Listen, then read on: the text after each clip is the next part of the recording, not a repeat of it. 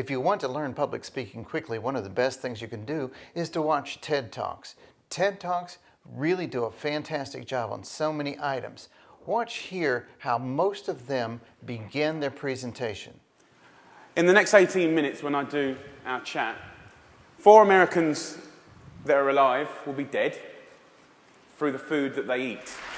Okay, now I don't want to alarm anybody in this room, but it's just come to my attention that the person to your right is a liar.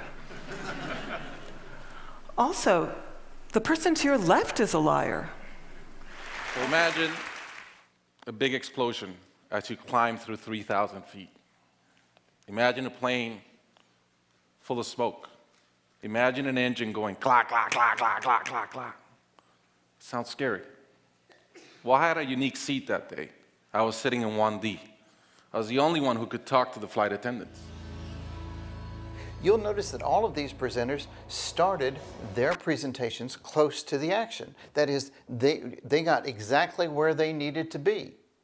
There's a temptation and there's a technique where people will get up on stage and they'll begin by thanking the people that invited them there, and they'll thank the audience and they'll tell about the genesis of how they ended up being there that day.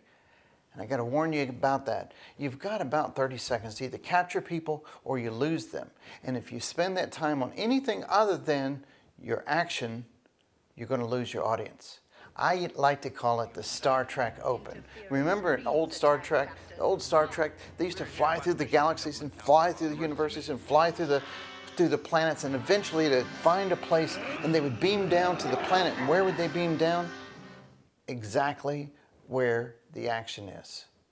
Do that with your presentation. Start right where the action is. If you write your presentation out, chop off the first 2 or 3 paragraphs, start where the action is, you'll have a much better presentation because you'll capture the people and keep them throughout.